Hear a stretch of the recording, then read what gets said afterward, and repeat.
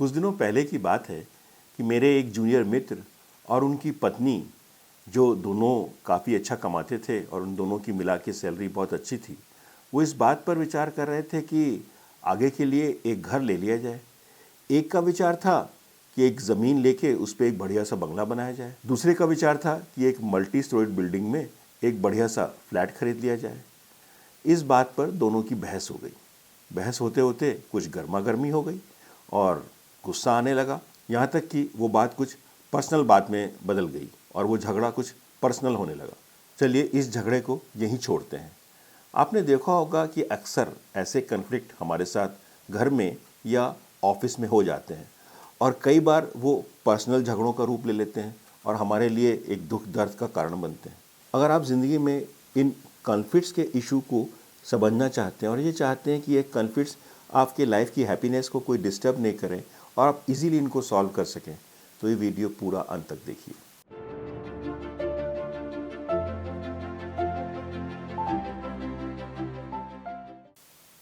Life में, work place में और घर में कॉन्फ्लिक्ट्स के इशू पर काफ़ी रिसर्च साइकोलॉजिस्ट ने की है। साइलेंट वैली में इस विषय पर जो रिसर्च की गई, उन्होंने ये पाया कि जिस ग्रुप्स में कॉन्फ्लिक्ट्स थोड़ा ज़्यादा था, उनकी क्रिएटिविटी ज़्यादा हुई। तो उन्होंने इस लाइफ में कॉन्फ्लिक्ट्स हमारे पेन का कारण नहीं बने, इस बात पर काफ़ी रिसर्च की और इनफैक्ट ये हमारी आम ज़िंदगी पर काफ़ी अप्लाई होता है और इसीलिए मैंने इस विषय पर ये वीडियो बनाने का निश्चय किया। आपकी ज़िंदगी में जब भी कोई कॉन्फ्लिक्ट आए, तो सबसे पहले इस रिसर्च के अनुसार आप उसको ये समझने की कोशिश करिए कि ये कॉन्फ्लिक्ट किस तरह का है। कॉन्फ्लिक्ट्स को दो भागों में डिवाइड किया उन्होंने। एक है टास्क कॉन्फ्लिक्ट और एक है रिलेशनशिप कॉन्फ्लिक्ट। अब टास्क कॉन्फ्लिक्ट को समझने के लिए हम ऐसे समझते हैं कि जब राइट ब्रदर्स, जिन्होंने एरोप्लेन का आविष्कार किया था, वो ये आविष्कार कर रहे थे, तो वो एक बिंदु पर फंस गए, ये रडार कैसे बनाया जाए। और रडार बनाने के विषय पर दोनों भाइयों में महीनों तक काफ़ी बहस हुई और कई बार उस बहस में वो लोग काफ़ी ज़ोर ज़ोर से बहस करते थे। यहाँ तक कि उनकी छोटी बहन जो उनके साथ रहती थी, उसने कहा कि अगर आप लोग इतनी ज़ोर ज़ोर से शाउट करके बहस करोगे और लड़ाई करोगे, तो मैं ये घर छोड़ के चली जाऊंगी। लेकिन अगले दिन सुबह वो वर्कशॉप में बड़े ही कूल मूड में एक दूसरे के आइडिया को इम्प्लीमेंट करते हुए एक्सपेरिमेंट करते थे और यही कारण हुआ कि फाइनली उन्हें सक्सेस मिली और वो एरोप्लेन बना सके। ऐसा इसलिए था कि उनके दिमाग में ये बहुत क्लियर था कि उनका रिलेशनशिप एक ब्रदर का कोऑपरेट करके काम करने का क्या है और जिस टास्क, यानी कि रडार बनाना एक टास्क है, उस पर अगर वो बहस कर रहे हैं तो उसका रिलेशनशिप से कोई कॉन्फ्लिक्ट नहीं है। लेकिन अक्सर लाइफ में क्या होता है कि हम टास्क कॉन्फ्लिक्ट से ऐसा महसूस करने लगते हैं ये कोई पर्सनल अटैक किया जा रहा है। और मान लीजिए कि एक फॉरेस्ट ऑफिसर को जंगल के बीच में एक वॉच टावर बनानी है जो वाइल्ड लाइफ पे नज़र रखने के लिए बनाई जाती है। सीनियर का ये विचार है कि इसे आरसीसी की कंक्रीट की बनाई जाए, जूनियर्स का ये विचार है कि इसको लकड़ी की बनाई जाए। अब ये एक टास्क कॉन्फ्लिक्ट है। दोनों के प्रॉस एंड कॉन्स को वे करके हम एक अल्टीमेट बेस्ट सोल्यूशन पे पहुंच सकते हैं और बेस्ट वॉच टावर बना सकते हैं। लेकिन अक्सर ऑलमोस्ट 100% हम इसको रिलेशनशिप कॉन्फ्लिक्ट में कन्वर्ट कर देते हैं। मेरी बात क्यों नहीं मानी गई, मैं जब कह रहा हूँ सीनियर हूँ तो इसको मानना है।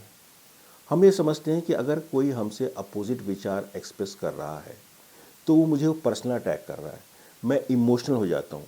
ये सब चीज़ें घर में, माँ बाप के बीच में, भाई बहन के बीच में, पति पत्नी के बीच में, बच्चों के साथ अक्सर आती हैं। लेकिन जब भी ऐसे छोटे मोटे कॉन्फ्लिक्ट आएँ आपके ऑफिस में और आपके घर में, और आप इसको अगर उसी वक्त पहले इस बात को क्वेश्चन करें अपने माइंड में कि ये कौन सा कॉन्फ्लिक्ट है, is it a task conflict और it is a relationship conflict. अगर टास्क कॉन्फ्लिक्ट है तो उसके प्रॉस एंड कॉन्स को बिना इमोशन इन्वॉल्व किए, बिना ये सोचे कि मैं इसमें इन्वॉल्व हूँ, आप अगर सबके फ़ायदे नुकसान को जमा करके ये देख लें कि बेस्ट क्या होगा, बेस्ट सोल्यूशन क्या हो सकता है, तो life will be very happy. लेकिन हम करते इसका उल्टा है।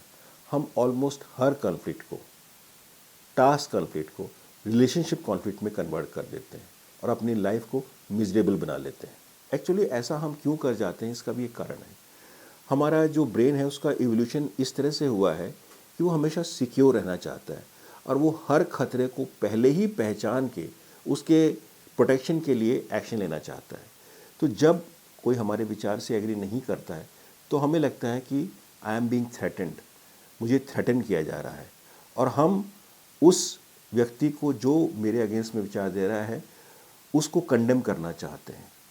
ये इसलिए होता है कि हमारा ब्रेन, रेप्टिलियन ब्रेन जो इवोल्यूशन से डेवलप हुआ है, वो हमें हमारी सिक्योरिटी दिलाना चाहता है और इसलिए हमें वो फोरवॉर्न करता है। ये जो ब्रेन की वर्किंग है इसको मैंने अपने video thinking fast and slow में एक्सप्लेन किया है। इसका लिंक मैं यहाँ नीचे डिस्क्रिप्शन में भी दे रहा हूँ।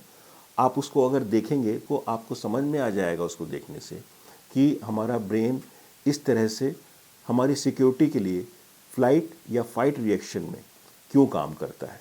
लेकिन इसका एक उपाय है, हमारा फ्रंटल कॉम्प्लेक्स थिंकिंग ब्रेन जो है, अगर हम उसको इन्वोक करें और इस बात को एनालाइज कर लें कि ये टास्क कॉन्फ्लिक्ट है या रिलेशनशिप कॉन्फ्लिक्ट है, थोड़ा सा समय ज़रूर लगेगा, चीज़ें बहुत आसान हो जाएंगी। चाहे वो घर में हो चाहे ऑफिस में हो, आपको ये महसूस होगा कि आप एक सक्सेसफुल इंसान हैं और अपनी लाइफ को आप काफ़ी हैप्पी बना सकेंगे। तो दोस्तों, अगर इस विषय पर आपके कोई विचार हैं तो आप नीचे कमेंट सेक्शन में उसे लिखकर मुझे उसके बारे में शेयर कर सकते हैं। अगर आपको मेरा वीडियो अच्छा लगा तो इसको आप शेयर करें, लाइक करें। मैं रिक्वेस्ट करना चाहूँगा कि मेरी चैनल को भी सब्सक्राइब करें और बेल आइकन भी दबाना चाहेंगे, जिससे जब भी मैं वीडियो अपलोड करता हूँ तो आपको उसकी सूचना मिल जाए। चलिए मिलते हैं फिर अगले वीडियो में। Thank you for watching. Bye bye.